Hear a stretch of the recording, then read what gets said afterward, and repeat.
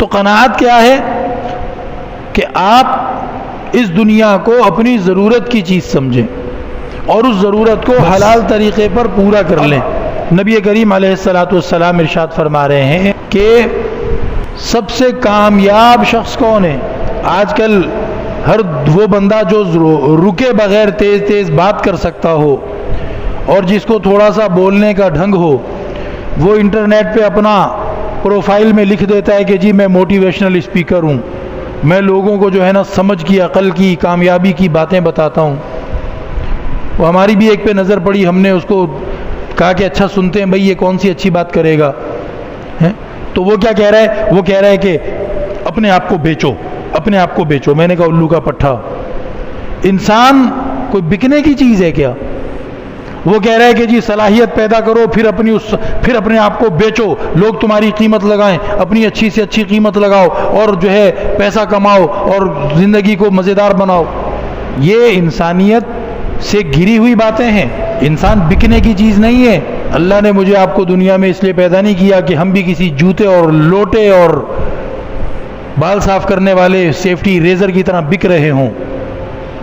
ہم اللہ کی اشرف مخلوق ہیں، اور دنیا کا ایسا حرص اور ایسا لالچ اپنے اندر پیدا کر لینا کہ آپ یہ لفظ سننے اور یہ لفظ بولنے میں برا نہ مانتے ہوں کہ انسان اپنے آپ کو بیچے، اس کا مطلب ہے کہ آپ قناعت سے بالکل واقف نہیں ہیں۔ قناعت یہ ہے کہ انسان کہے کہ میں اللہ کی بنائی ہوئی سب سے بہترین مخلوق ہوں، میرے رب نے مجھے ایمان اور اسلام نصیب فرمایا، میرے پاس سب سے بڑی نعمت یہ ہے۔ اور پھر اس کے بعد وہ یہ کہے کہ یہ دنیا کی دولت، دنیا کا ساز و سامان، یہ سب میرے پاس ضرورت پوری کرنے کی حد تک ہے۔ قارون کا مسئلہ آپ کے سامنے ہے۔